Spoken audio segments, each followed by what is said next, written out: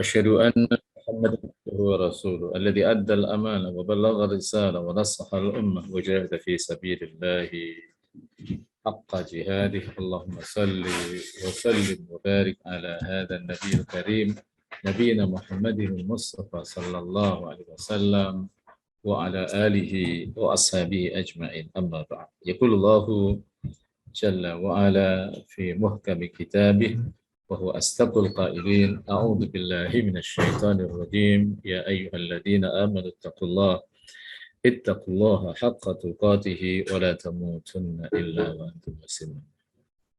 Para peserta kajian fikih keluarga Masjid Al-Manar yang Allah Ta'ala muliakan, alhamdulillah kita bersyukur tentunya atas segala nikmat yang Allah karuniakan kepada kita, terutama nikmat iman, nikmat Islam, nikmat kesehatan yang kedengannya di hari yang ke-15 di bulan Ramadan tahun 1443 Hijriah ini Allah karuniakan kepada kita limpahan nikmatnya yang tak terhingga. Satu di antaranya adalah kehadiran kita di kajian online, kajian webinar yang pada pagi hari ini kita akan mengambil tema yang sangat penting sekali, yaitu tentang pendidikan anak di era digital.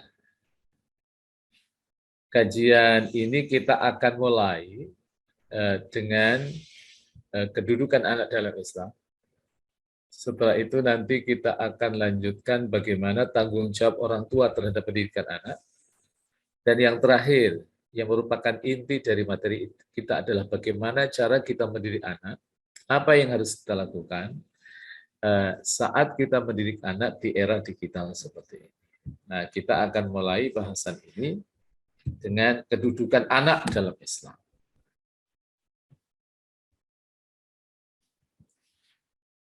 Anak dalam Islam itu diantaranya dia merupakan anugerah dan nikmat dari Allah SWT. Di mana kita mendapatkan penjelasannya dalam surat Asy-Syura ayat yang ke-49 dan ayat yang ke-50. Allah Ta'ala berfirman, A'udzu billahi minasyaitonir rajim. Lillahi mulkus samawati wal ardh. Yakhluqu ma yasha'u yahabu liman yasha'u inatha wa yahabu liman yasha'u dhukur. Aw yuzawwijuhum dhukrana wa inatha wa yaj'alu man yasha'u aqima innahu alimun qadir. Perhatikan baik-baik. Lillahi milik Allah. Mulkus samawati wal ardh, kerajaan langit dan bumi. Ya, ayat-ayat seperti ini saya suka. Itu Agus. Kenapa? Karena ini ayat yang sebenarnya memberikan edukasi kepada kita. Edukasi terkait kita selalu menyeimbangkan antara urusan dunia kita dengan langit. Karena selalu Allah Subhanahu wa Ta'ala dalam banyak ayat itu mengiringi kata sama dengan art dengan kata sama. Kita sering fokus di dalam menyelesaikan urusan-urusan kita, selalu fokus pada penyelesaian versi bumi. Tapi kita lupa bahwa ada kekuatan yang sangat luar biasa, yaitu kekuatan ilahiyah, kekuatan langit. Yang sesungguhnya Allah lah yang menggenggam masalah-masalah yang kita hadapi. Masalah keluarga, masalah ekonomi, masalah pendidikan anak, dan lain sebagainya, semuanya itu dalam genggaman Allah Subhanahu wa Ta'ala. Sehingga apa yang harus kita lakukan, mestinya kita harus melibatkan langit. Melibatkan Allah Ta'ala yang memang menggenggam kenikmatan, menggenggam anugerah terhadap para hamba-hambanya. Setelah itu Allah katakan, yakhluqu ma yasha. Ia menciptakan apa yang ia kehendaki. Termasuk ketika Allah Subhanahu wa Ta'ala memberikan anak dengan mengatakan yahabu liman yasha'u inatha wa yahabu liman yasha'u dhukur. Ia menganugerahkan, ia memberi. Jadi wahaba yahabu, hibah. Maka ada kata namanya kata hibah, ya. Itu pemberian pemberian, ya, hibah. Jadi ia memberikan kepada orang yang ia kehendaki anak perempuan. Dan ia memberi kepada orang yang ia kehendaki anak laki-laki.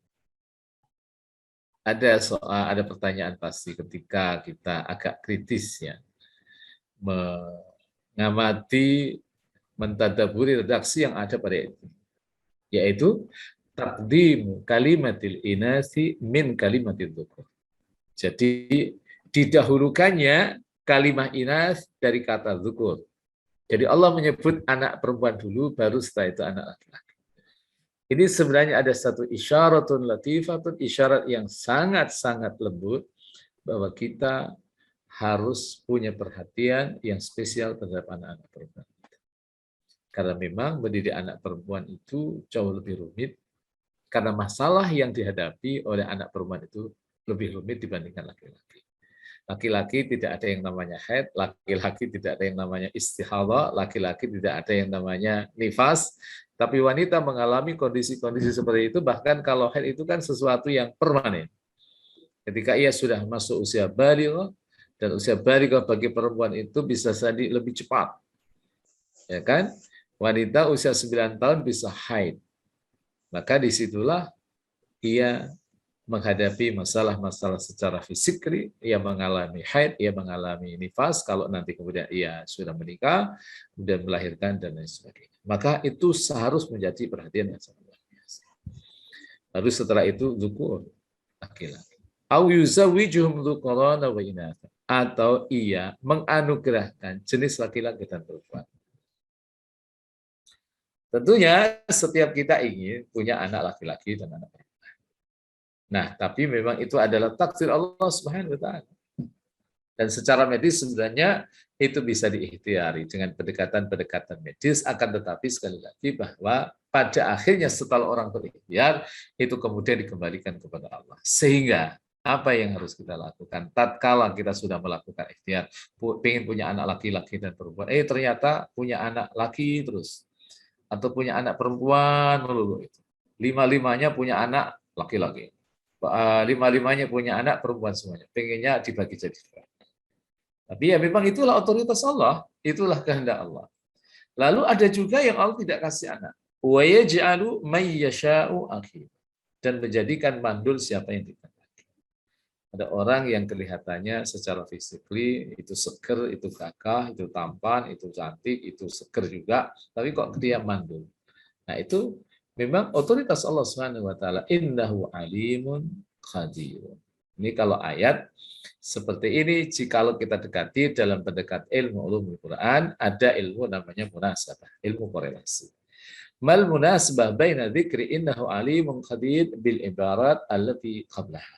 Apa sesungguhnya korelasi antara redaksi innahu alimun qadir dengan redaksi sebelumnya. Jadi Allah seakan ingin mengatakan ketika menyebutkan aku maha tahu, ini saya kasih anak laki, aku tahu. Kenapa ini saya kasih anak laki-laki, ini saya kasih anak perempuan, kenapa ini dikasih kedua-duanya, kenapa ini tidak dikasih? Allah maha tahu. Karena bisa jadi ketika seseorang dikasih anak, itu malah justru menjadi sumber kesombongan. Tidakkah kita dapatkan ada orang-orang yang maftununa bi auladihim, orang-orang yang terfitnah dengan anak-anak. Jadi Allah alim. Dan qadir, Allah adalah zat yang maha kuasa. Orang yang dia misalnya diuji oleh Allah, tak punya. Setelah itu, dalam dunia medis kita mengenal apa yang disebut dengan bayi tabung.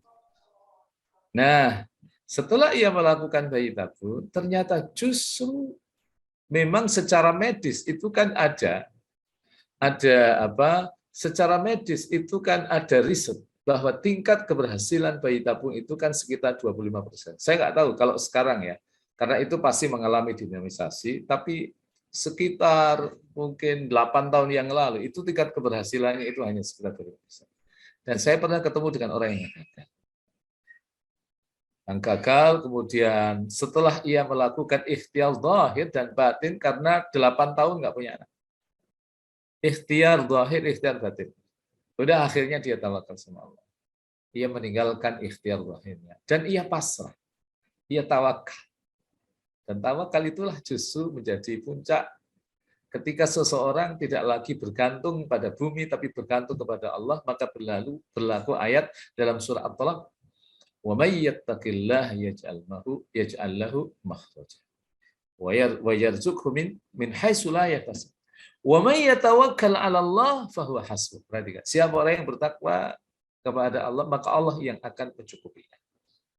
Jadi kalau ia pada akhirnya setelah itu dia berikhtiar, dan ternyata pada akhirnya Allah Subhanahu wa taala memberikan anugerah di pernikahan yang masuk usia ke-9 setelah ia jeda melakukan pendekatan medis. Apa yang terjadi? Ia kemudian punya anak, dan setelah punya anak tahun ke-10 itu hamil. Setelah hamil tahun ke-10 itu istrinya melahirkan. Setelah melahirkan 1,5 tahun lagi punya anak lagi yang kedua. Setelah itu 1,5 tahun lagi punya anak yang ketiga. Setelah itu 1,5 lagi itu punya anak yang keempat. Masya Allah. Jadi anaknya jadi gebridil itu istilahnya kalau dalam bahasa Suriname. Jadi ini yang sangat luar biasa tentang kuasa Allah SWT. Orang menikah sudah 14 tahun, nggak punya anak. Tapi kalau Allah Subhanahu Wa Taala menginginkan pada akhirnya punya anak, nah itu saya pernah ketemu orangnya. Jadi dia punya anak setelah menikah 16 tahun. Insya Allah. Jadi waktu itu saya berkata begini, saya doakan mudah-mudahan ibu nanti setelah hamil melahirkan, setelah itu punya anak lagi. Belum mengatakan, oh jangan Ustaz, usia saya sudah 40 tahun ke atas. Jadi ya memang seperti itulah takdir ya seseorang terkait dengan dia punya anak. Tapi yang terpenting apa yang harus kita lakukan, sering-seringlah mengetuk pintu langit. Untuk itulah. Apalagi di bulan Ramadan. Termasuk takdir tentang jodoh. Itu luar biasa. Ya, selain ikhtiar zahir, ketoklah pintu langit. Di Setis, dulu namanya belum Setis ya, itu Setida itu.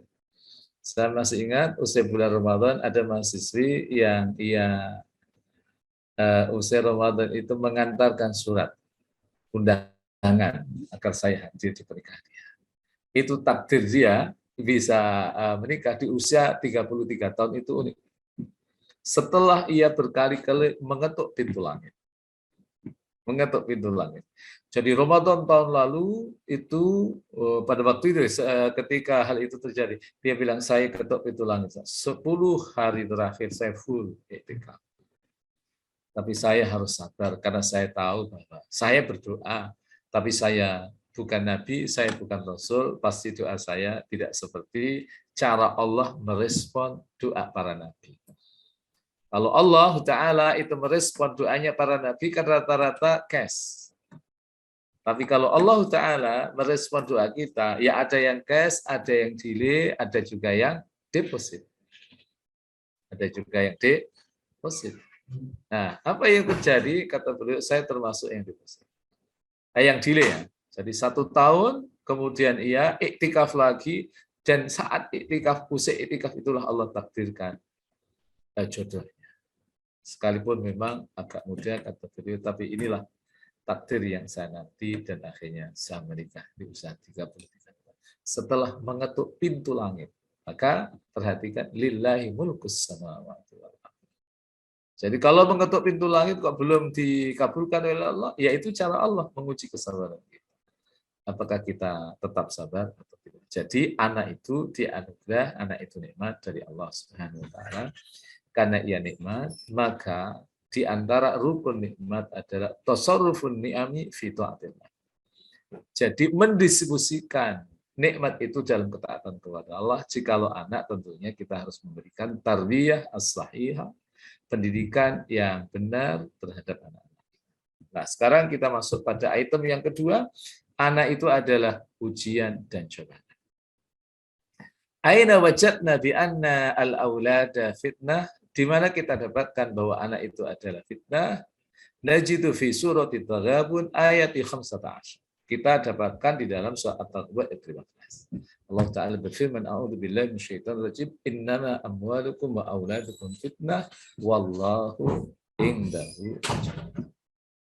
Innama sesungguhnya amwalukum harta-harta kalian wa auladukum dan anak-anak kalian fitnah hanyalah cobaan. Karena innama itu adatul hasan.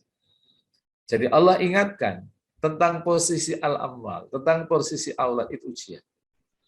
Tapi dalam ujian itu kedua-duanya harta dan anak itu ada yang sukses, ada yang gagal. Yang gagal misalnya ujian harta kita mengenal sosok seperti Qarun. Qarun yang merupakan sepupu dari Nabi Musa alaihissalam, ia gagal. Dan akhirnya ia mengklaim bahwa harta yang ia dapat itu adalah murni karena adzaka al-iktisadi, adzaka al-mali, karena ia berkeyakinan itu karena kecerdasan finansial, kecerdasan ekonomi yang dia miliki. La yu'idu hadhil amwal ilallah, ia tidak mengembalikan harta itu kepada Allah. Nah, makanya dia gagah. Ya kan? Tapi ada orang-orang yang ketika ia diuji oleh Allah dengan harta, itu dia sukses. Contohnya ada sahabat Abdurrahman bin Auf. Ada sahabat namanya Zubair bin Al-Awwam, dan ada yang namanya Utsman bin Affan. Ini 3 nama sahabat yang paling kaya di kalangan sahabat. Jadi Abdurrahman bin Auf itu asetnya ada ketika meninggal dihitung oleh para mu'arrikh ahli sejarah itu ada sekitar 6 triliun, bukan 6 miliar, 6 triliun. Kemudian Zubair itu 5 triliun, dan kemudian sahabat Utsman itu 3 triliun. Tapi mereka dengan harta itu mereka tidak berfitnah. Lihat Abdurrahman bin Auf, karena nanti antum sekalian, para ikhwah dan para akhwat sekalian itu membaca tulisannya Syekh Mahmud Al-Misri di jilid pertama. Jilid pertama itu banyak disebutkan as-sabiqun al-awwalun wa al-ashrah al-mubasysyaruna bil jannah. Jadi orang-orang sahabat yang awal-awal masuk Islam dan sekaligus sahabat Rasulullah sallallahu alaihi wasallam yang 10 masuk Islam. Yaitu Abu Bakar As-Siddiq, lalu ada Umar bin Khattab, ada Utsman bin Affan, ada sahabat Ali bin Abi Thalib, ada sahabat Thalhah bin Ubaidillah, ada Zubair bin Al-Awwam, ada Sa'ad bin Abi Waqqas, ada Sa'ad bin Zaid, ada Abdurrahman bin Auf, satu lagi adalah Abu Ubaidah bin Jarrah. Dan itu yang miskin cuma satu, hanya sahabat Ali. Batisah, Al-Baqiyah, dan 9 yang tersisa itu adalah Al-Aghniya'ul Asriya. Mereka orang-orang kaya yang laisu maftunina bil amal, yang mereka tidak terfitnah dengan harta. Abdurrahman bin Affan tetap di kondisi yang kaya, ia tetap tawadhu, ia tetap berbau dengan masyarakat. Begitu juga sahabat Utsman, begitu juga sahabat Zubair ibn Al-Awwam. Itu. Nah, begitu juga aulad. Tapi ada yang menarik juga terkait dengan dzikru kalimati al-amwal summa yaliha kalimatu aulad. Jadi ada hal yang menarik untuk kita cermati ketika Allah menyebutkan kata amal kemudian kata aulad. Nah, penyebutan satu paket ketika ini ada dalam diri kita, maka itu biasanya menjadi ujian yang sangat berat.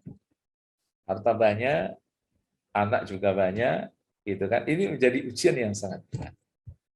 Karena apa? Karena biasanya kalau orang hartanya banyak, anaknya banyak, ini kan cara jaganya juga semakin berat kan? Maka itu Allah katakan sebagai ujian. Wallahu indahu ajrun adim, dan di sisi Allah terdapat pahala yang besar. Nah, saya ingin mengatakan begini.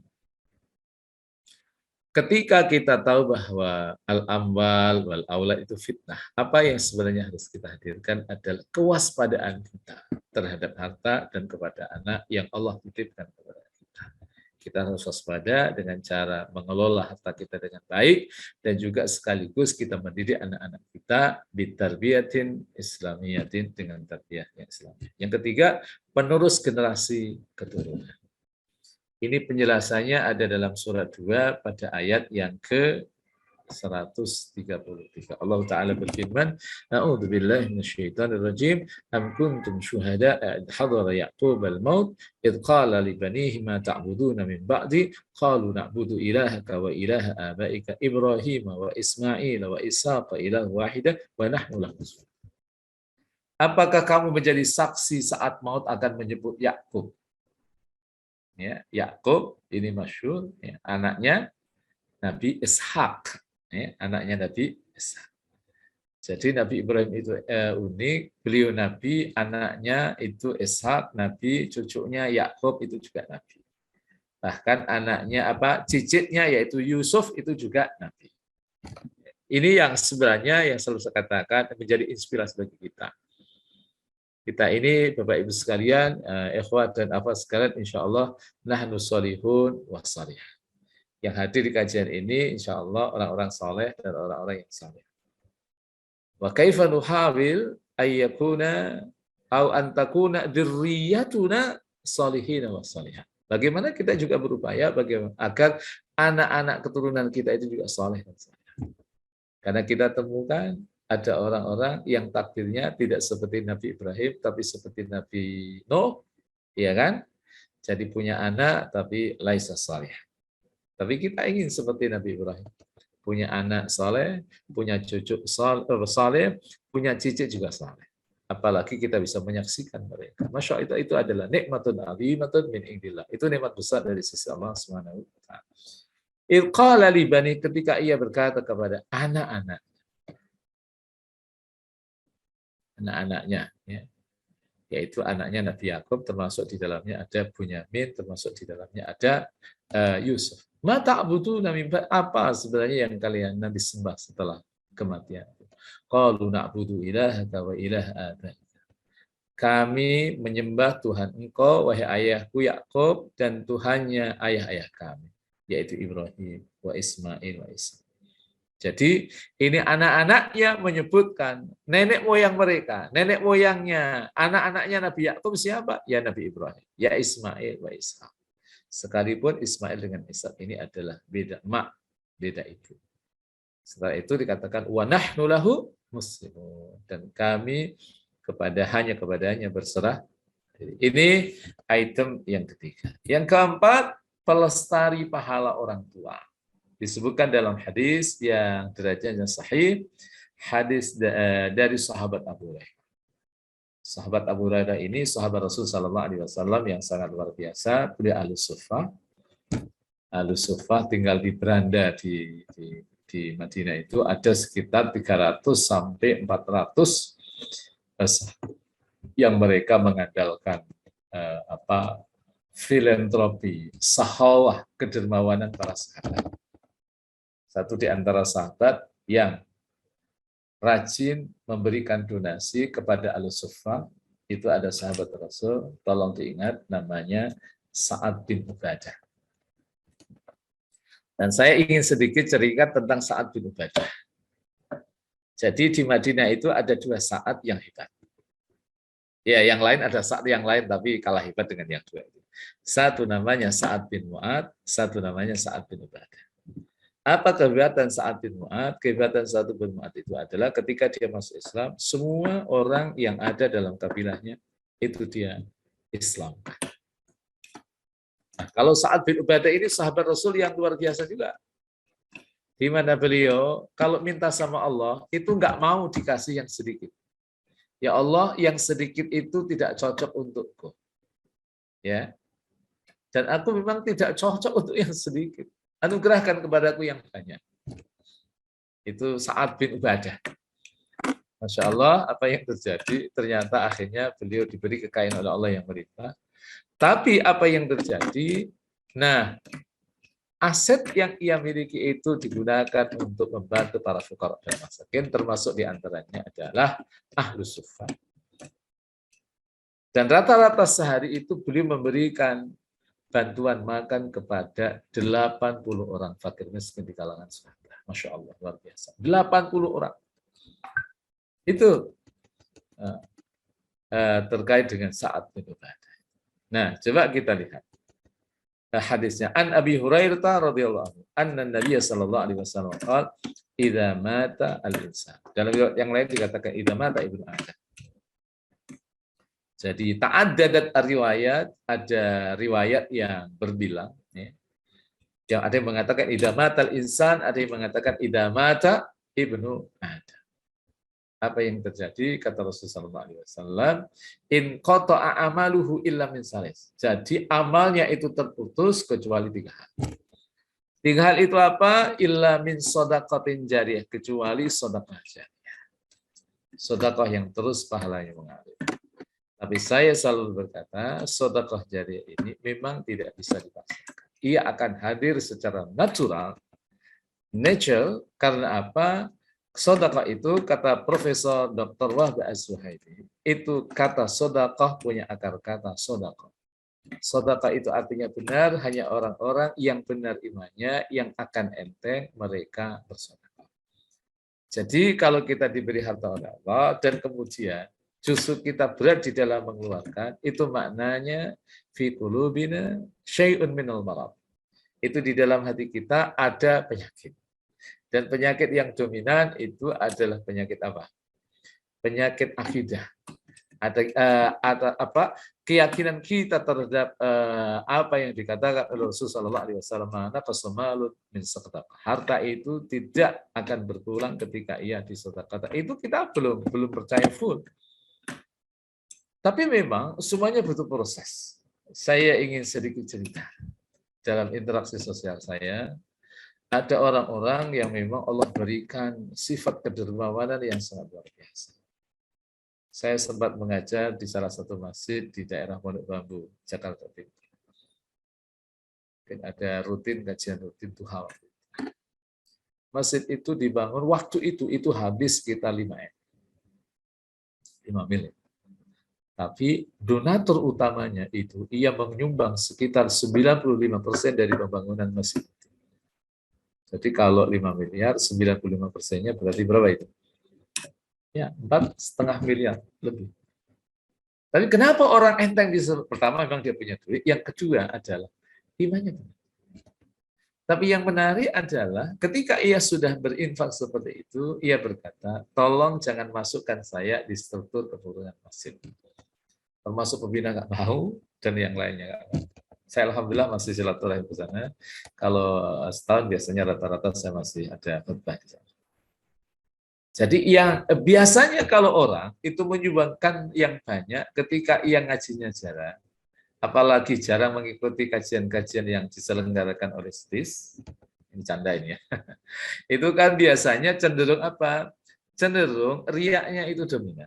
Karena saya yang nyumbang yang banyak, maka saya harus menjadi ketua masjid. Karena saya yang nyumbang, maka saya harus pembina. Nah, dan karena saya yang nyumbang banyak, ini yang kemudian dulu yang mentaksis ini adalah saya, maka tidak boleh ada seorang pun yang masuk pada pembina masjid. Kecuali orang-orang tertentu itu.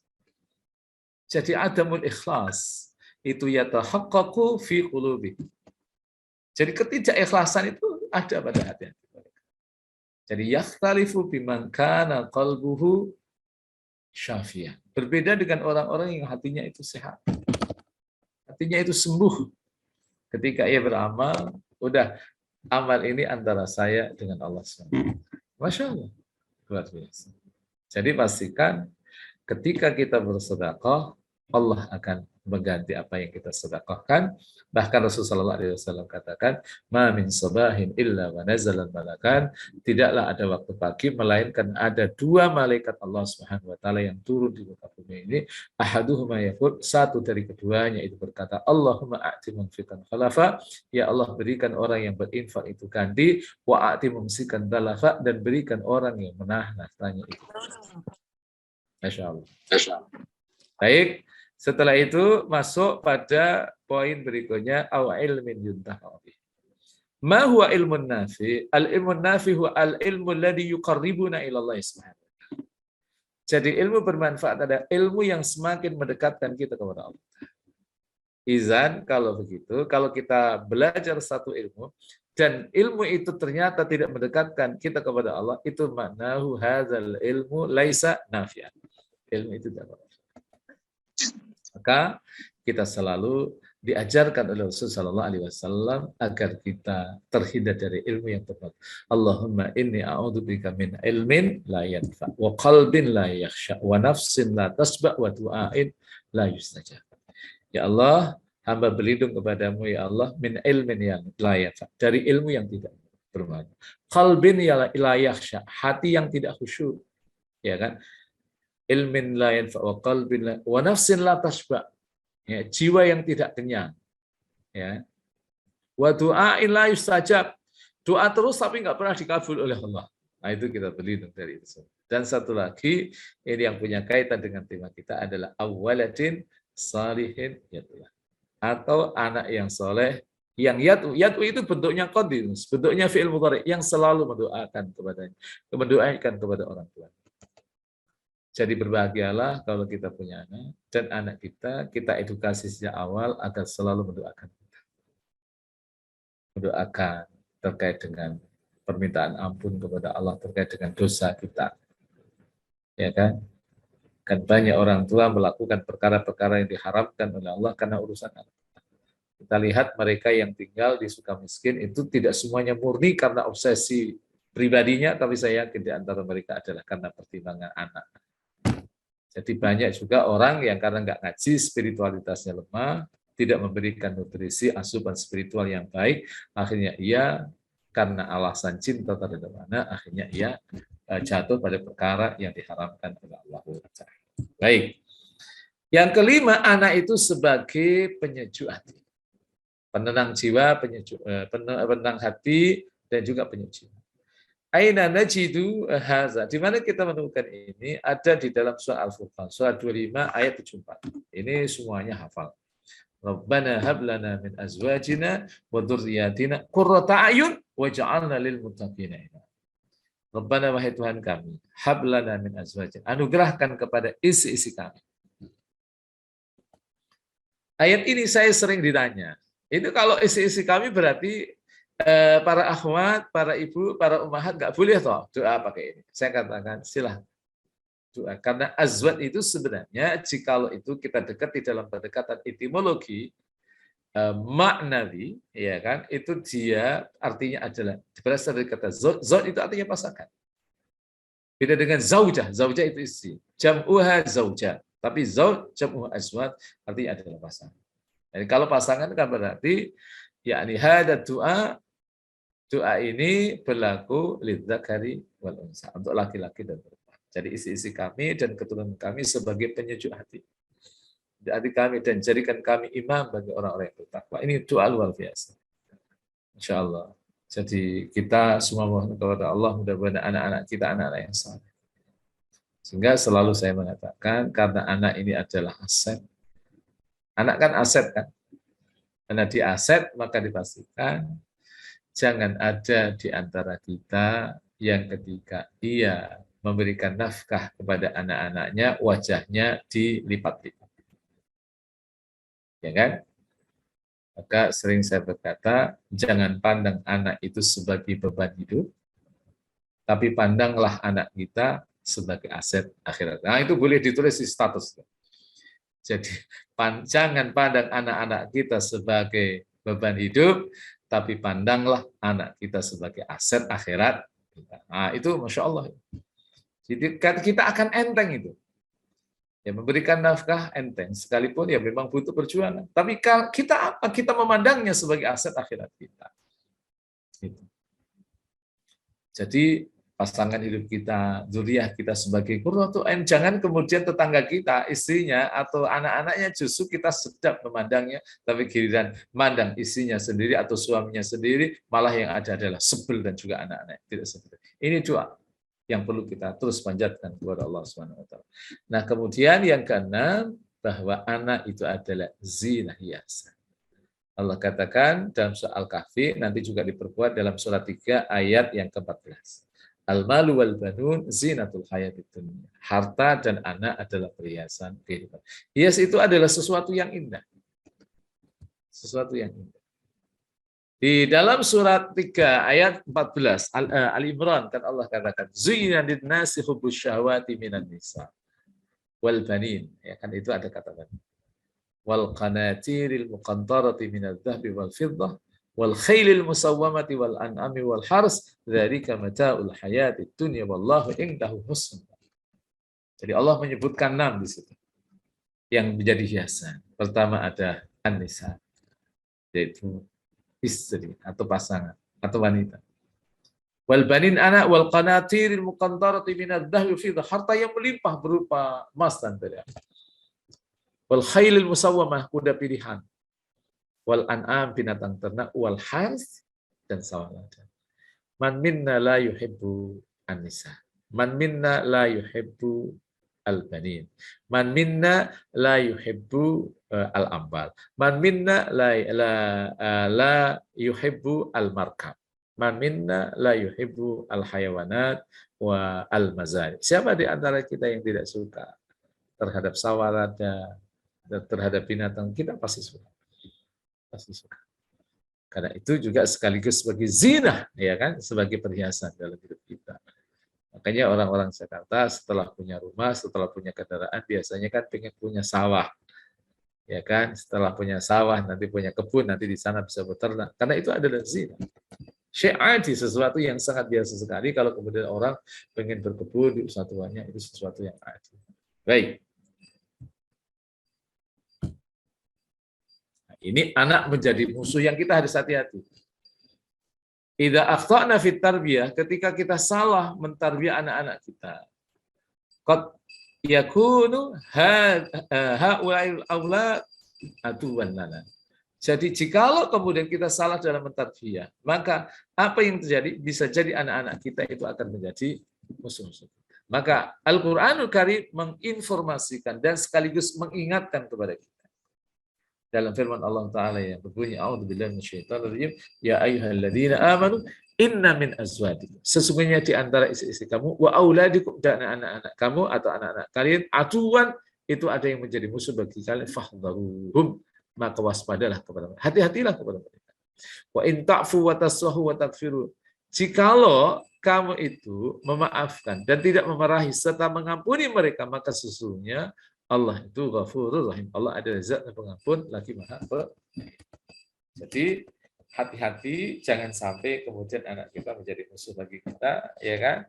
Karena di dalam sejarah kita juga, di dalam Al-Qur'an kita juga mendapatkan informasi ada anak Nabi malah dia menjadi musuhnya, yaitu anaknya Nabi Nuh alaihissalam yang bernama Kan'an. Baik. Ini item yang terakhir terkait dengan anak adalah amanah atau tanggung jawab orang tua. Allah katakan dalam surat Tahrim ayat 6. Ya ayyuhalladzina amanu qu anfusakum wa ahlikum nara wa ahlikum nara wa quduhan nas wal hijarah 'alaiha malaikatun ghiladun shidadun la ya'sunallaha ma amarahum wa yaf'aluna ma yu'marun. Kata Allah Ta'ala, wahai orang-orang yang beriman, Qu anfusakum, lindungilah, jagalah diri-diri kalian. Wa ahlikum, dan keluarga kalian. Nara, dan neraka Allah SWT. Nah, ayat ini saya suka. Semua ayat suka, tapi ini sangat suka. Karena apa? Dia punya banyak rahasia, banyak hikmah. Hikmah yang pertama apa? Adalah didahulukannya kata anfusakum daripada kata ahli. Lindungilah diri kalian dan sekaligus keluarga kalian. Dan neraka Allah Ta'ala. Nah, ini yang disebut dalam dunia pendidikan disebut dengan at-tarbiyah adzatiyah. Pembinaan diri secara mandiri. Di sini kita akan dapatkan ketika Allah menyebutkan kata anfusakum kemudian baru ahlikum, ini memberikan satu isyarat bahwa tarbiyatun nafsi muqaddamatun ala tarbiyatil ghair. Jadi membina diri sendiri itu didahulukan daripada membina orang lain. Pertanyaan saya, kalau ada di antara kita ada yang tinggal di daerah-daerah yang rawan banjir. Yang rawan banjir. Pertanyaan saya sederhana. Kalau pas saat banjir ada diri kita, ya kan? Ada orang tua kita, lalu ada misalnya ada anak kita, ada mertua kita, ada orang tua kita, yang menjadi pertanyaan saya, siapa yang pertama kali harus diselamatkan itu? Halo? Siapa yang harus diselamatkan itu, Bapak Ibu sekalian? Orang tua kita, atau anak kita, atau pasangan hidup kita, atau anak kita? Siapa, Agus? Siapa yang harus diselamatkan pertama kali? Assalamualaikum Pak Ustadz, boleh menjawab Pak Ustadz? Izin. Silakan. Kalau menurut saya, karena anak adalah aset untuk masa depan kita, saya sebagai seorang ibu, saya menyelamatkan anak saya terlebih dahulu. Terima kasih Pak Ustadz, itu pendapat saya. Ya, baik. Jadi anak dulu Ibu ya. Anak dulu ya. Tapi kalau dalam konsep Islam, lewat ayatku anfusakum. Itu yang pertama kali diselamatkan adalah diri kita terlebih dahulu. Limaza, kenapa? Karena kita tidak mungkin menyelamatkan anak kita. Kita tidak mungkin menyelamatkan pasangan hidup kita. Kita tidak mungkin menyelamatkan orang lain kalau diri kita tidak selamat. Inilah message, inilah pesan pada redaksi Qu Anfusakum.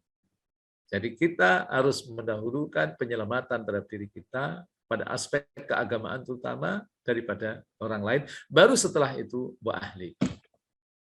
Baru keluarga kita. Itu. Jadi inilah yang kalau kemudian dalam konsep pendidikan anak bahwa menyelamatkan diri, satu di antaranya adalah bagaimana seorang ayah, seorang ibu harus menjadi ayah dan ibu yang saleh. Jadi suami itu harus jadi suami yang saleh. Jangan sampai menjadi suami yang salehah. Mungkin ibu-ibu agak bingung, kok ada suami salehah itu gimana itu? Suami salehah itu suami yang sebenarnya itu sesuatu yang Allah berikan kepada kepada istri, kepada perempuan, tapi diambil. Seperti laki-laki itu kalau sholatnya di mana, Bapak Ibu? Sholatnya kan di masjid. Tapi ada itu para kaum laki-laki yang sholatnya itu cenderung di rumah. Padahal di rumah itu yang direkomendasikan itu kan putri, perempuan kan. Maka itulah yang disebut dengan suami yang solehah. Suami yang soleh. Suami harus soleh mestinya. Jadi ini yang perlu saya tekankan. Qu anfusakum wa ahlikum nara wa quduhan nas wal hijarah, yang bahan bakarnya adalah manusia wal hijarah dan batu, alaiha giladun syidad, yang di atasnya terdapat malaikat-malaikat yang kasar dan keras, la ya'sunallaha ma amarahum wa yaf'aluna ma yu'marun, yang mereka tidak pernah berbuat maksiat kepada Allah dan mereka selalu mengerjakan apa yang diperintahkan oleh Allah Rabbul Alamin. Nah, kemudian di sini ada pertanyaan juga. Limadza al-waqudu finnari annas wal hijarah? Kenapa kayu bakar di neraka itu adalah anas manusia wal hijarah dan kayu bakar? Ya kan? Batu ya, wal hijarah dan batu ya. Kenapa? Bahan bakarnya itu adalah manusia dan batu. Pertama saya ingin katakan, inilah mukjizat Al-Quran itu luar biasa. Al-Quranul Karim itu, Bapak Ibu sekalian, ikhwan dan akhwat sekalian, ketika menyebut hal-hal yang bersifat negatif, itu seringkali Allah menyebutkan kata anas. Manusia. Anas yang dimaksud di sini adalah annasul ladzina la yu'minuna billah, manusia yang tidak beriman kepada Allah. Amanasul ladzina yu'minuna billah, nah, mereka tidak disebut oleh Allah dalam konteks yang negatif. Maka saya ingin sebutkan beberapa data dalam Al-Quran ketika Allah menyebutkan terkait dengan hal yang negatif. Misalnya Allah Subhanahu wa taala berfirman, ya kan, dalam surah Al-Qariyah. Al-Qariyah, mal-Qariyah, wa ma adraka mal-Qariyah. Ayat berikutnya, yauma yakunun nasu kal farashil mabsus. Hari di mana manusia itu bagaikan aneh-aneh yang berterbangan. Tapi di mana? Maka Allah Ta'ala yauma yakunul mu'minuna kal farashil mabsus. Kenapa Allah tidak mengatakan hari di mana orang-orang beriman itu bagaikan aneh-aneh yang berterbangan? Enggak. Kenapa orang mukmin itu di akhirat itu tidak mengalami kebingungan. Seperti laron aneh-aneh itu yang ketika di musim penghujan dia muter-muter di bawah lampu, la ya'rifu ila aina yattaji, enggak tahu kemana dia harus menuju. Itu nas, manusia yang tidak beriman. Adapun orang-orang yang beriman, yang ikut kajian STI seperti ini, tahulah di akhirat itu traveling kita menuju akhirat itu seperti apa, kan kita tahu. Oh, itu ada fenomena hari akhir. Nanti setelah itu kita akan mengalami peristiwa disebut dengan setelah alam ini hancur. Ada yang namanya Yaumul Ba'ats, hari kebangkitan internasional. Setelah itu ada yang namanya Yaumul Mahsyar. Setelah itu ada yang namanya Hisab. Setelah itu ada yang namanya Mizan. Setelah itu ada yang namanya Sirat. Setelah itu ada yang namanya Al-Jannah. Kita akan tahu semua gitu. Sama juga dalam surah Az-Zalzal Allah katakan, "Idza zulzilatil ardu zilzalaha wa akhrajatil ardu asqalaha wa qala insanu malah." Dan manusia itu berkata, apa itu? Allah tidak mengatakan waqalal mu'min, orang mukmin. Maka waqud juga, Ya, bahan bakar di sini Allah menyebutkan an-nas. Allah tidak menyebutkan al-mu'minun, orang-orang beriman. Karena apa? Al-mu'minu bi imanihi yanju min adabillah.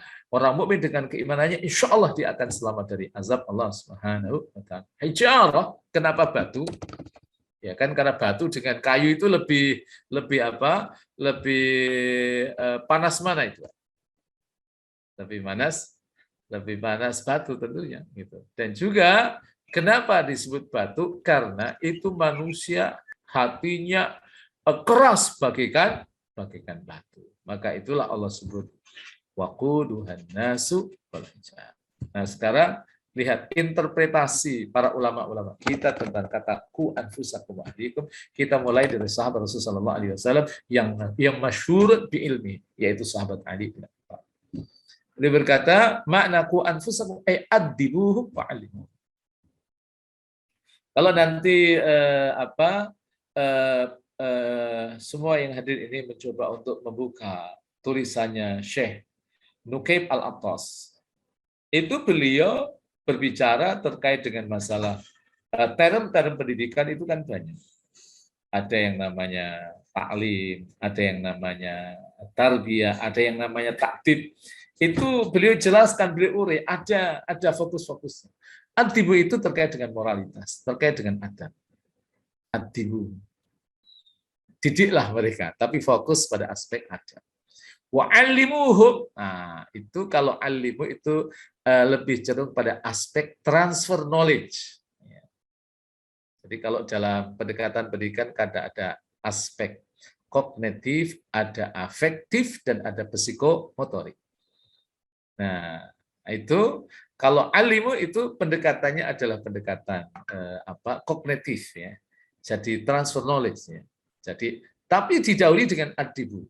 Adibu afektifnya, ya kan nilainya al-qiyam al-islamiyahnya itu yang didahului. Ibnu Abbas beliau berkata, i'malu bi ta'atillahi wattaqu ma'asiyallahi, ya kan? Wa'muru ahlikum bidzikri yunjikumullahu minan nar. Jadi yang dimaksud dengan ku anfusakum kata Abdullah bin Abbas, itu yang dimaksud adalah berbuatlah ketaatan kepada Allah dan takutlah dari berbuat maksiat kepada Allah. Perintahkan keluarganya, anak dan istrinya untuk berzikir kepada Allah. Semoga Allah menyelamatkan kalian dari neraka. Ada kata yang saya suka di situ. Wa'muru ahlikum bidzikir, kata zikir. Ini bukan kata yang sederhana. Karena apa? Karena zikir ini adalah keyword, ya, merupakan miftah lil husul ala sa'adah. Kalau kita ingin kita bahagia, saya ingatkan bahagia itu tidak ada pada jabatan, bahagia itu tidak ada pada orang yang duitnya banyak, bahagia itu tidak ada pada orang yang konglomerat dan lain sebagainya, tapi bahagia itu ada baina janahaina, itu ada pada hati kita. Kalau bahagia itu ada pada orang yang kaya-kaya, pasti orang kaya itu mereka mereka pasti teriak-teriak, mereka akan mengumumkan bahwa dia bahagia. Tapi ternyata banyak orang yang kaya raya, tapi mereka itu tidak bahagia. Malah banyak orang yang kaya raya, di malam harinya mereka tidak bisa tidur. Berbeda dengan kita ini insya Allah ya tidak sampai kaya raya, tapi insya Allah kita bahagia, maka kita dimanapun juga itu kita bisa tidur. Sampai pas pengajian seperti ini karena virtual itu bisa tidur juga itu, masya Allah itu nikmat itu. Ala bidzikrillahi tatmainnul qulub, ingatlah dengan mengingat kepada Allah, dengan zikir kepada hati kita itu akan tenang. Maka pastikan ada 3 hal yang menjadikan kita bahagia. Kuncinya itu pertama, perbaiki sholat kita. Yang kedua, sering berdoa kepada Allah. Yang ketiga, zikir kepada Allah. Inilah yang dipesankan oleh sahabat Mu'adz bin Jabal oleh Rasulullah SAW. Rasul berkata, kalau kamu usai melakukan sholat, jangan lupa membaca doa Allahumma a'inni ala zikrika, itu zikir. Wa syukrika dan bersyukur, wa husni ibadatik, dan baik dalam beribadah kepada. Yang itu kalau zikir sama Allah enak. Ya mawqudahu ala junubihi. berdiri, duduk, berbaring, itu zikir itu enak. Ya kan? Apalagi kalau zikir ditambah dengan syukur. Syukur itu dalam keadaan apapun kita harus mengatakan alhamdulillah.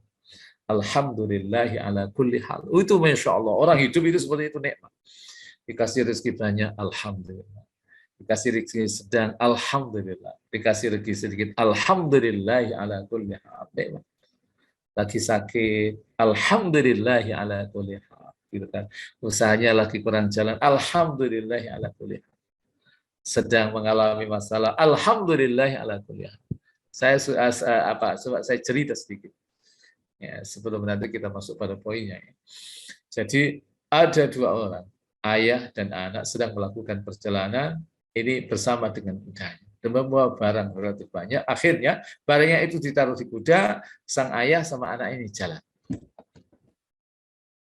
Apa di kilometer tertentu akhirnya kuda itu kakinya mengalami retak-retak. Dan yang tahu pertama adalah anaknya. Dia mengatakan, Abi, itu kudanya kakinya retak-retak. Ayah mengatakan alhamdulillahi ala kulli hal. Masya Allah, Masya Allah. Coba kita bayangkan kalau pas mungkin kita ada acara resepsi, acara penting, kemudian maaf, motor kita banyak kempes, mobil kita mengalami kempes di jalan, insya Allah kita mengatakan alhamdulillahi ala kulli hal atau ungkapan yang lain itu. Masya Allah. Kita mesti mengatakan alhamdulillah ala kulli hal. Yang kempes hanya yang rusak hanya banyak saja. Cuma kalau yang lain mesin. Tapi kan kita sering gitu. Nah, akhirnya ketika retak-retak itu sang ayah dan anak kemudian berdiskusi. Akhirnya kesimpulannya, udah kalau gitu saya sang anak mengatakan, biar saya yang bawa. Udahnya jangan sampai membawa-bawa. Jalan. Tapi ketika jalan, apa yang terjadi? Anaknya capek. Ayah, saya capek. Kaki saya ini pegel sekali. Dia belum mengatakan, alhamdulillahi ala kulli hal. Syukur itu. Ya kan? Alhamdulillahi ala kulli hal. Nah, setelah itu dibagilah kalau gitu berjuang. Ya, kudanya nggak apa-apa, dan kemudian mereka berdua itu bawa barang, dan semestinya kalau normal, ia sampai di tempat yang ia tuju itu pagi. Tapi karena kudanya bermasalah, kemudian anaknya juga bermasalah secara fisik, akhirnya ia sampai di tempat tujuannya yang mestinya pagi, sampai di sana itu sore. Sampai di sana mengatakan alhamdulillahi ala kulli hal. Kenapa?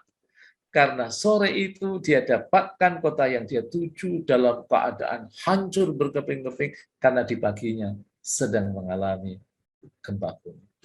Pernah kita membayangkan kalau waktu itu perjalanan normal, pagi hari sampai sana kena gempa mati.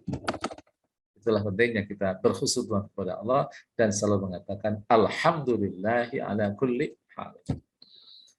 Nah, Mujahid ini seorang tabi'i, mufassir min qibali tabi'in. Makna ku anfusakum ala ittaqullah wa ausu ahlikum bitaqwallah. Bertakwalah kepada Allah dan berwasiatlah kepada keluarga kalian akan mereka bertakwa kepada Allah.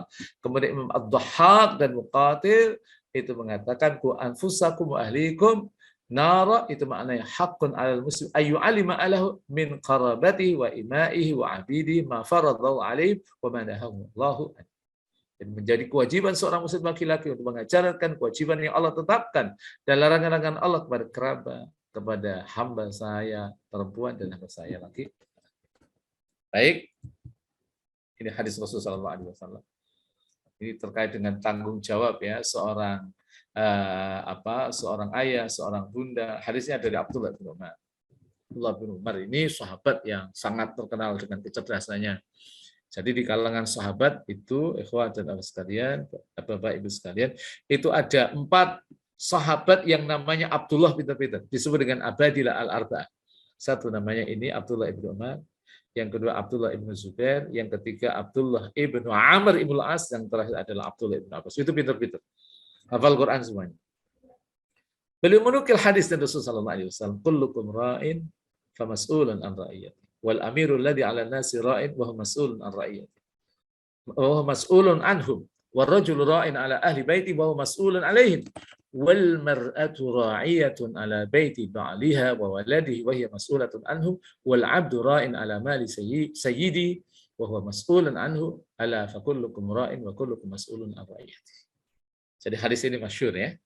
Jadi setiap kali ada pemimpin, makna ra'in itu sebenarnya min haitsu al-makna al-lughawi, dari aspek makna bahasa itu ra'in itu penggembala. Setiap kali itu penggembala. Jadi diterjemahkan dalam bahasa kita itu pemimpin. Famas'ulun ar-ra'iyati, setiap kita akan dimintai pertanggungjawaban tentang orang yang kita pimpin, termasuk para ayah bunda itu nanti dimintai pertanggungjawaban tentang anak-anak. Kemudian fal amirul ladzi 'alan nasi ra'in, jadi pemimpin bagi manusia, pejabat publik itu juga pemimpin, dan ia akan dimintai pertanggungjawabannya. Warrajulu ra'in 'ala ahli baiti fa huwa mas'ulun. Seorang suami dalam keluarga pemimpin dan akan dimintai pertanggungjawaban atas mereka. Wal mar'atu ra'iyatun 'ala baiti ba'liha wa waladi wa hiya mas'ulatun.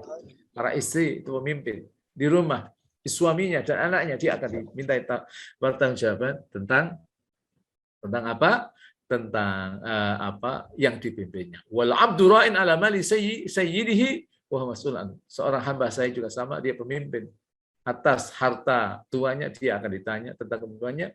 Ala fa kullukum ra'in, ingatlah setiap kalian adalah pemimpin, wa kullukum mas'ulun an ra'iyati, setiap kalian akan dimintai pertanggungjawaban dari orang yang kalian. Nah, kemudian ini cara mendidik anak di era digital. Jadi setelah prolognya panjang, saya membagi ya setengah jam untuk kedudukan anak dalam Islam, setengah jam terkait dengan tanggung jawab orang tua, setengah jam itu nanti untuk konsep mendidik anak di era digital. Pertama, jaga komunikasi dengan baik. Yang dinarasikan, jangan sampai komunikasi dengan anak itu merenggang. Jadi saya sebenarnya ingin berkata begini, konsep pendidikan anak secara umum ya, secara umum lebih dulu ya. Sebelum nanti kita masuk di era digital, itu sebenarnya pendidikan anak itu ada yang saya istilahkan dalam term saya, istilah saya ada trilogi pendidikan anak. Trilogi pendidikan anak itu adalah sinergi antara tiga hal. Yang pertama adalah otoritas, yang kedua adalah komunikasi atau dialog, yang ketiga adalah keteladanan. Udah kalau kita bisa menjaga tiga hal ini, insya Allah Allah jaga anak-anak kita, Allah jaga keturunan kita. Tapi tentunya setelah kita setelah kita menjaga diri kita. Karena saya termasuk orang yang paling yakin terhadap hadis Rasulullah SAW mengatakan, ihfadillah yahfadka. Jaga Allah, maka Allah akan menjaga Anda. Mungkin di antara kita akan ada yang berkata, kok Allah perlu dijaga? Nah, itulah butuhnya kita kalau belajar hadis, butuh baca syarahnya. Itu hadis ada dalam kitab Arba'in Nawawiyah. Itu ada syarah yang paling bagus yang saya tahu, itu namanya Syarah Al-Wafi. Syarah Al-Wafi fi an hadis Arba'in Nawawiyah. Itu bagus sekali itu kalau dibaca. Dan di situ beliau mengatakan, ihfadillah yahfadka, itu yang dimaksud, jagalah Allah. Yang dimaksud ada jagalah aturan-aturan Allah, jagalah ketentuan-ketentuan Allah, maka Allah akan menjaga. Maka sering saya berkata, kalau anak kita itu bermasalah, jangan-jangan kita yang bermasalah. Masalahnya, maaf, orang-orang saleh seperti Bapak Ibu sekalian ini kan beda dengan orang-orang yang jarang-jarang ngaji kan. Masalah kita ini adalah terkait dengan penyakit-penyakit hati yang begitu lembut. Jangan-jangan kita rajin ibadah, tapi maaf, motifnya belum totalitas karena Allah. Jangan-jangan kita selama ini, maaf, rajin belajar, tapi motifnya li'ayyaqulan nas bi'annaka rajulun alim. Tapi motifnya biar nanti orang berkata kamu memang orang hebat. Itu kan fatal. Itu error dalam niat. Itu yang perlu dievaluasi dari kehidupan kita.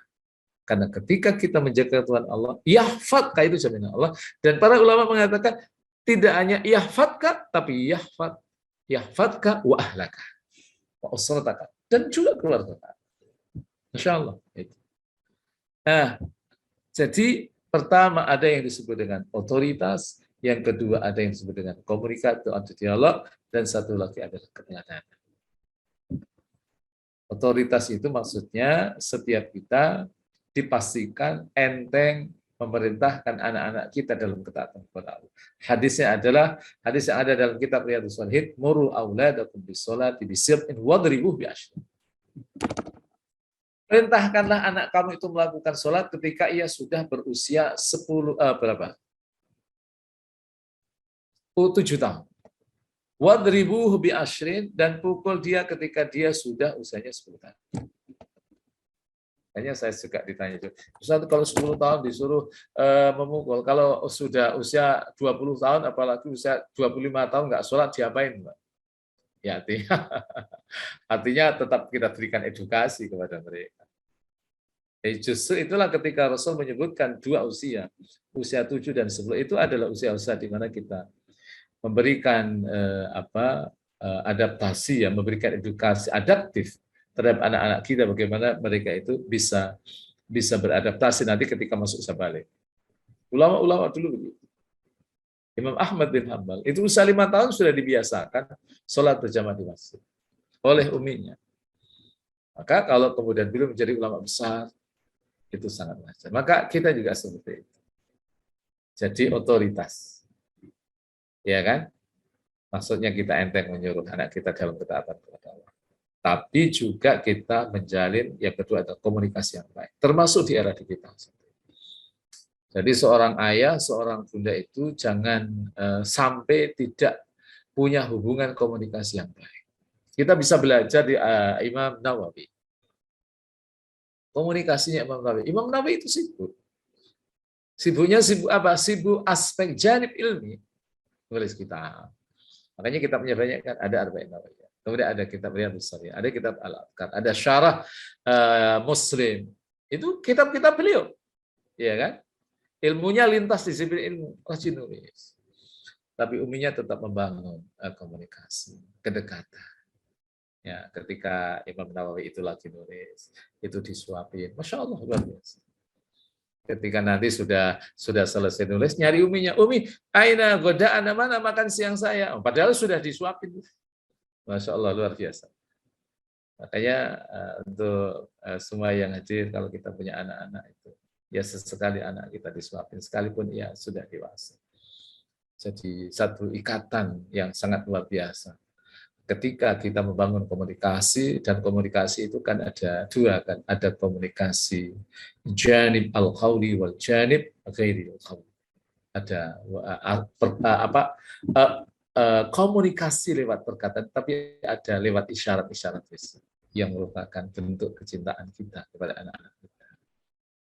Jadi hati-hati dengan masalah yang pertama ini, terutama di era digital.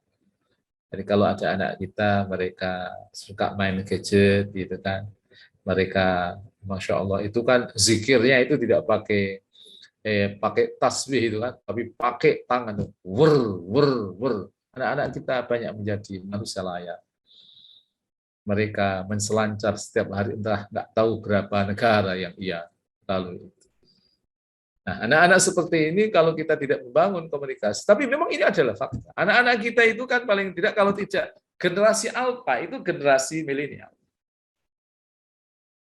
Generasi alpha, generasi milenial itu kan mereka punya karakteristiknya sendiri dan agak berbeda dengan kita.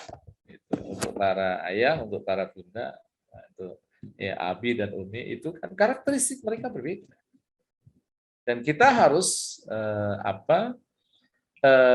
punya kemampuan, punya skill mengkomunikasikan, ya kan, hal-hal yang memang anak-anak kita sedang menggandrungi apa yang dia gandrungi, karena memang zamannya seperti itu. Kita harus pandai-pandai mengkomunikasikan itu. Misalnya interaksi dengan gadget, ya sering, setiap hari entahlah itu main HP itu tak berapa jam. Kita bisa kemudian berkompromi dengan anak-anak kita. Boleh, tapi dengan syarat, ya kan? Dengan syarat nanti kalau maghrib udah fokus, jangan ada HP-nya. Itu saya menemukan seseorang, pasangan suami istri yang mendidik anaknya begitu. Hatta ketika sudah kuliah, pokoknya setelah maghrib jangan ada HP-nya. Itu waktu untuk belajar. Dan ternyata, Masya Allah, luar biasa. Anaknya sukses. Termasuk yang mewakili Olimpiade utusan Indonesia di Amerika. Masya Allah. Jadi di era digital itu intinya bagaimana kita bisa memanage kemajuan peradaban ini dengan cara yang baik.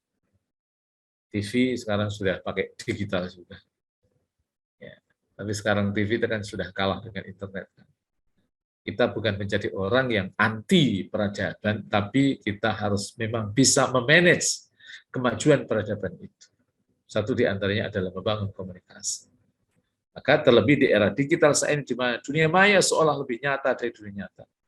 Komunikasi antara anak dan orang tua tak sedikit yang merenggang. Mencari jawaban tersebut tentunya kita harus kembali kepada panutan Rasulullah SAW. Dimulai dari sikap dan tauladan Nabi. Maka yang ketiga tadi adalah terkait dengan uswah atau qudwah. Keteladanan kita. Jadi kalau kita tidak menjadi seorang ayah, menjadi seorang bunda, yang anak kita itu maaf ya, tidak main gadget, ya kita jangan di rumah main gadget terus. Bolehlah memang, tapi ada waktunya kan. Sepakati dengan anak-anak. Jadi jangan kemudian malah kesepakatan itu, terlalu longgar. Terlalu longgar yang saya maksud adalah waktu kita terlalu banyak nanti tersita dengan apa yang memang sudah didesain oleh orang-orang yang di luar sana agar kita selalu disibukkan dengan dunia digital.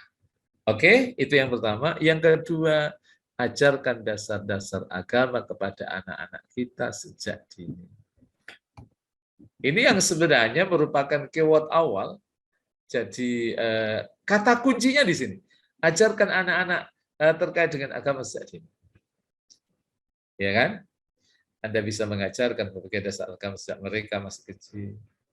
Semua sikapnya kita kenalkan bagaimana Rasulullah SAW itu ketika makan, ketika Rasulullah SAW tidur itu bagaimana, ketika Rasulullah SAW masuk di toilet itu seperti apa, ketika kita keluar rumah itu kita edukasikan pada anak-anak kita sejak awal. Dengan memberikan pengajaran yang cukup dan sebenarnya mereka akan memiliki benteng imunitas pada diri mereka. Anda bisa saja mengkaitkannya dengan informasi-informasi terbaru. Dan disinilah pentingnya orang tua juga punya informasi aktual. Sekalipun memang ini bukan perkara gampang, karena sering saya mengatakan anak-anak kita itu bahasanya juga kadang-kadang karena mereka menggunakan bahasa gaul dan itu banyak simbol-simbol, akhirnya banyak yang connect juga. Tapi sebagai orang tua, yang kita tahu ini adalah memang zaman mereka seperti itu, ya kita harus berupaya untuk mengetahui term-term itu istilah-istilah. Jika anak Anda menyukai game, tentu itu bisa mengganggu jam belajar. Maka Anda bisa mengatakan bahwa game bukanlah sesuatu yang salah dan tidak dilarang untuk dilakukan. Namun tentu game memiliki dampak yang buruk. Ya kan, kalau terlalu lama, itu kan aspek negatifnya banyak juga. Artinya boleh hanya sekedar ya refreshing saja, tapi juga kita arahkan game-game yang edukatif. Jangan kemudian kita masih kecil-kecil gitu kan. Gamenya game perang melulu. Itu berbahaya. Nanti efeknya adalah anak kita bisa melakukan tindakan kekerasan. Ketiga, nah ini untuk para orang tua. Ketahui tren yang digandungi anak-anak agar tahu cara memfilternya.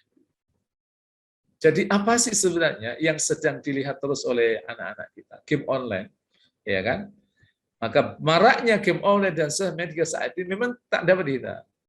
Dunia digital pun kini bukan hanya milik orang dewasa, tapi juga anak-anak. Bahkan dunia digital anak-anak kita jauh lebih menguasai daripada kita. Nanti anak kita sama cucu kita itu beda lagi. Cucu itu lebih menguasai. Hal tersebut pun patut kita syukuri karena teknologi jika digunakan dengan positif justru akan menghasilkan kebaikan.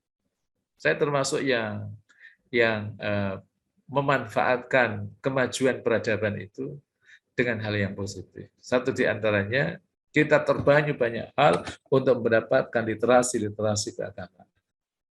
Yang selalu saya kalau kajian-kajian saya teriak-teriak, coba itu jangan ada di antara kita yang sudah cinta sama ilmu seperti ini, kemudian kita membiarkan teknologi itu pada sesuatu yang negatif, tapi gunakan pada hal yang positif. Buka itu Google PDF Drive, Di situ akan banyak sekali buku yang bagus-bagus dan bahkan buku-buku yang dalam apa? Dalam bentuk ya, yang sangat tebal. Ya, PDF-nya sampai ada yang 1 jilid, yang 600 halaman, 700 halaman, dan itu juga buku-buku Islami, buku tafsir, buku hadis, buku fikih, buku usul fikih, buku sirah nabawi, ada semua. PDF drive coba itu nanti. Ingin buka tafsir mereka itu, tinggal di situ dia klik. Inilah pentingnya kita memanfaatkan. Dan ini juga kita arahkan anak-anak kita untuk memanfaatkan teknologi sebaik mungkin untuk hal yang positif, tapi tidak dimatikan. Orang tua harus bisa memfilter terhadap konten yang dapat membahayakan anak-anak, mudah berseliweran di dunia maya. Orang tua yang gagap akan menguasai teknologi, alih-alih ingin membentengi anak dari hal negatif, justru banyak kecolongan karena tak sama sekali bisa masuk ke dalam dunia anak. Kenali dunia anak. Keempat, menggali informasi dari universitas yang dilakukan. Apa yang dilakukan anak-anak kita? Upayakan kita tahu. Karena pengetahuan kita tentang apa yang dilakukan oleh anak-anak kita itu akan membantu banyak untuk mendidik anak-anak kita. Oh, anak kita punya kebiasaan ini. Maka solusinya agar ini ada kebiasaan negatif, maka saya harus melakukan pola-pola seperti itu. Jadi pastikan mada yaf'alu auladuna na'rifu. Apa yang dilakukan oleh anak-anak kita. Karena apa? Ruang dan waktu inilah yang terkadang dibutuhkan anak-anak, ya. Anak-anak secara hakiki tanpa pernah mereka sebut secara lisan. Nah, orang tua juga harus pandai menggali informasi sebanyak-banyaknya dari aktivitas yang dilakukan oleh anak, ya kan? Siapa temannya? Apa aplikasi yang diunduhnya? Hingga bagaimana pelajaran sekolah. Jadi ini yang kemudian yang kelima, sisihkan waktu luang untuk anak. Saya sering katakan ada yang namanya me time, couple time, family time, dan ada social time. Itu harus kita mapping baik-baik. Ada waktu untuk diri kita, ada waktu untuk pasangan hidup kita, ada waktu untuk keluarga, dan ada waktu untuk masyarakat. Jadi jangan sampai kemudian kita ini terlalu pelit sama keluarga kita. Tapi kita sisihkan waktu itu untuk keluarga. Jadi jangan sampai karena kelalaian orang tua dalam mengawasi dan menyisihkan waktu untuk anak di era di kita ini, orang tua justru main hakim sendiri. Dan banyak orang tua yang bagikan hakim. Kamu begini, tapi tidak membangun komunikasi dengan baik. Akibat apa? Keteledoran dia sebenarnya. Karena ia tidak memberikan waktu untuk anak. Kasih waktu untuk anak. Kemudian hal yang paling penting saya tekankan sekali lagi adalah pentingnya kita semua membangun kebersamaan dalam keluarga. Pastikan setiap kita harus punya waktu untuk anak-anak kita, dan dalam mendidik anak saya ingin berkata, lakukan kolaborasi antara suami dan istri. Jangan kemudian istri punya prinsip saya ini adalah sekolah pertama, kalau gitu suami tidak. Jadi saya selalu mengatakan betul, al-ummul madrasatul ula, ibu itu adalah sekolah yang pertama, akan tetapi yang namanya sekolah itu ada yang namanya kepala sekolah, dan kepala sekolah itu adalah para suami. Baik, saya kira ini yang bisa sampaikan pada pertemuan kali ini. Mudah-mudahan memberikan manfaat kepada kita semua, menjadi pijakan kita di dalam mendidik anak-anak kita semuanya, dan saat dekat mudah-mudahan yang belum nikah cepat diberikan oleh Allah jodoh di bulan Ramadan ini. Yang sudah nikah belum punya anak, mudah-mudahan bulan Ramadan ini diberi anak oleh Allah Ta'ala. Yang punya anak, Allah mudahkan di dalam mendidik anak-anak mereka. Ini kurang lebih maaf. Selanjutnya dibuka tanya jawab, dipersilahkan. Assalamualaikum warahmatullahi wabarakatuh. Waalaikumsalam warahmatullahi wabarakatuh. Alhamdulillah, kita ucapkan terima kasih kepada Ustadz Abdul Miyasir yang telah menyampaikan ilmunya kepada kita semua. Ada pertanyaan silahkan boleh via voice atau via chat ya. Ustadz, ini ada pertanyaan. Assalamualaikum warahmatullahi wabarakatuh. Dari Kevin Hamidu. Bagaimana caranya mendidik anak laki-laki Ustadz biar tidak manja? Silakan Ustadz. Ini sebenarnya bukan pertanyaan, jangan-jangan curhat itu ya. Iya, saya ingin berkata begini. Jangan sampai kita ini kemudian salah asuh ya, Saudara. Allah sudah memberikan kodrat kepada laki-laki dengan kodratnya sendiri, perempuan dengan kodratnya sendiri. Kodrat itu perlu dirawat baik-baik. Anak laki-laki itu jangan diberi ruang kemanjaan yang terlalu lebih. Karena itu bisa nanti mengubah karakteristiknya. Jadi kedisiplinan, ketegasan, itulah yang harus dominan ketika kita mendidik anak laki-laki.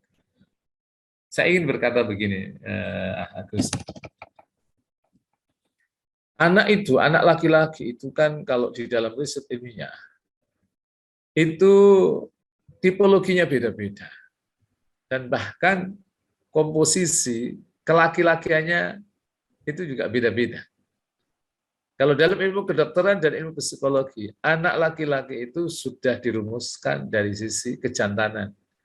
Kejantanan itu menjadi 6 indeks. Yang pertama, ada laki-laki yang indeks kelaki-lakiannya 6 dan indeks keperubahannya itu 0, 0. Itu yang benar yang disebut dengan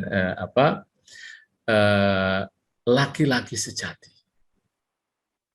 Nah, ini yang harus dirawat baik-baik dengan mengajarkan kedisiplinan, dengan mendengarkan ketegasan, dengan memberikan pendidikan aspek fisik juga. Agar dia tidak menjadi laki-laki yang lembek, nanti muncul keperempuannya, itu bahaya. Tapi ada yang kedua, laki-laki, tapi indeks laki-lakinya itu 5, dan indeks keperempuannya itu 1. Nah, itu yang bahaya. Satu di antaranya, jangan-jangan itu adalah kesalahan orang tua, pengen punya anak perempuan, tapi yang lahir laki-laki. Makanya saya sering sampaikan, anak laki perempuan itu takdir. Setelah kita usaha, udah itu takdir diterima. Kenapa kita temukan banyak anak-anak laki-laki yang dia, maaf, cenderung lunglai ya, cenderung lembek ya, karena salah asuh, salah pembinaan, salah pendidikan para anak. Nanti ada yang laki-laki, indeks laki-lakinya itu 4, indeks keperempuannya 2, ini udah mulai bahaya. Kalau dalam ilmu psikologi, ilmu kedokteran, kalau kita mendapati anak seperti itu sebenarnya kita bisa konsultasikan dengan dokter, dengan psikolog. Ketika itu masuk usia, sebelum usia balik, maka sesungguhnya itu solusinya itu lebih mudah. Itu lebih mudah. Tapi kalau setelah melampaui usia balik, memang relatif agak berat. Inilah pentingnya kita menghadiri majelis virtual seperti ini biar kita wawasan kita nambah. Tapi ada juga yang laki-laki, kelaki-lakinya 3, keperempuannya 3. Ini yang cenderung bisek. Sama laki suka, sama perempuan suka. Ini kan masalah. Akan nanti ada yang sebaliknya, yang kelaki-lakiannya 0, keperempuannya itu 6. Hanya fisiknya aja yang kelihatan laki-laki. Itu kalau dalam dunia kedokteran yang direkomendasikan melakukan yang disebut dengan transgender. Tapi itu dalam Islam tidak boleh. Maka solusinya tadi. Sebelum ia masuk pada usia balik, nah orang tua harus punya ilmu. Jadi jawaban saya, Agus, pastikan anak itu, anak laki-laki, harus dididik dengan pola dan cara metode mendidik anak laki-laki. Jangan kemudian justru diberi ruang kemanjaan yang sangat luar biasa sehingga tumbuh menjadi sosok yang tidak mandiri. Makanya mendidik anak laki-laki dan perempuan itu memang beda. Tapi prinsip dasarnya tadi yaitu otoritas, kemudian komunikasi, dan kemudian satu lagi ada keteladanan. Itu prinsip dasar, tapi bagaimana pendekatan-pendekatannya itu tentunya berbeda antara laki dengan perempuan. Wallahu ta'ala. Itu Agus. Terima kasih Ustadz. Dibuka lagi satu pertanyaan, silahkan dari para peserta webinar. Izin Pak Ustadz, boleh bertanya? Silahkan. Dengan siapa ini? Maaf, dengan Seti Semartini di Pekanbaru. Oke, silahkan Bu Seti. Pada saat ini adalah zaman milenial atau zaman digital, Pak.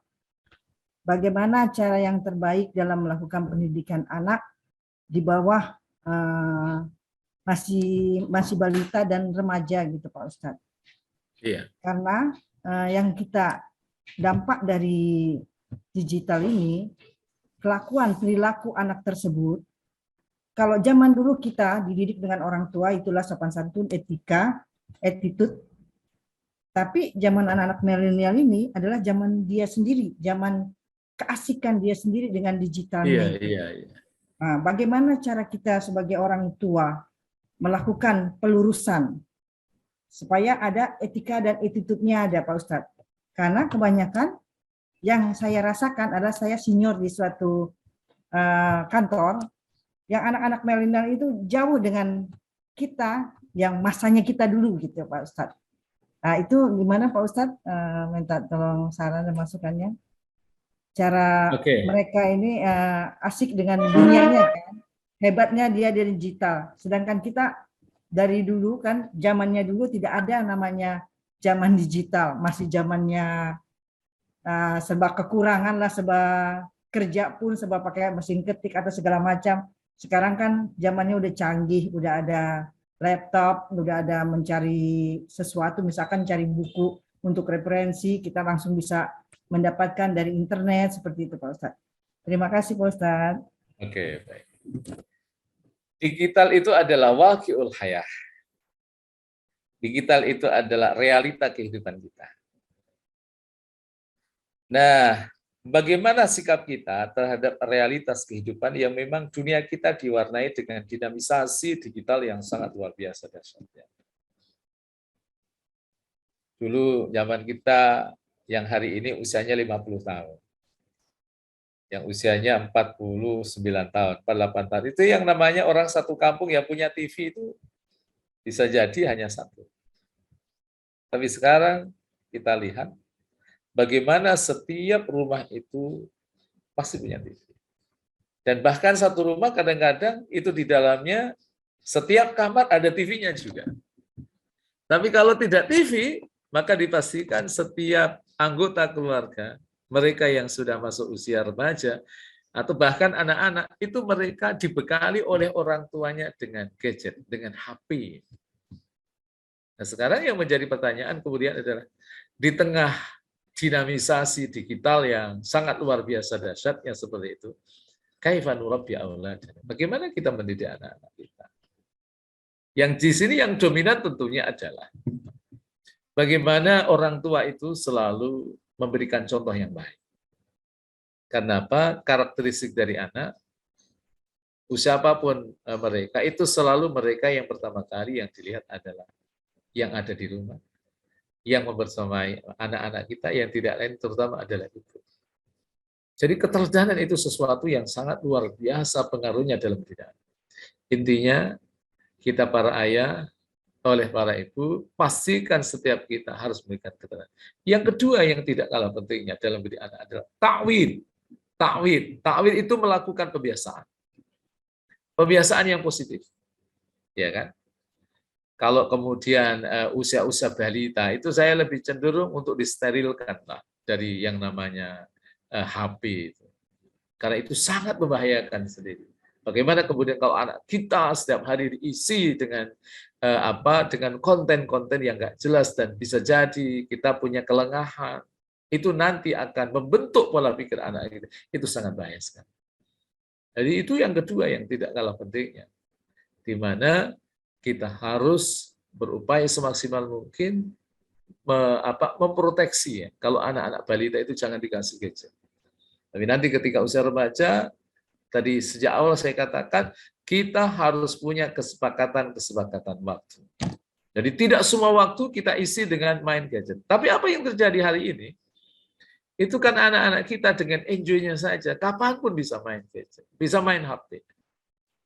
Dan juga yang tidak kalah pentingnya terkait dengan fasilitas HP ini, betapa anak kita atau kita sebagai orang tua memastikan kita bisa mengakses apa yang dibuka oleh anak.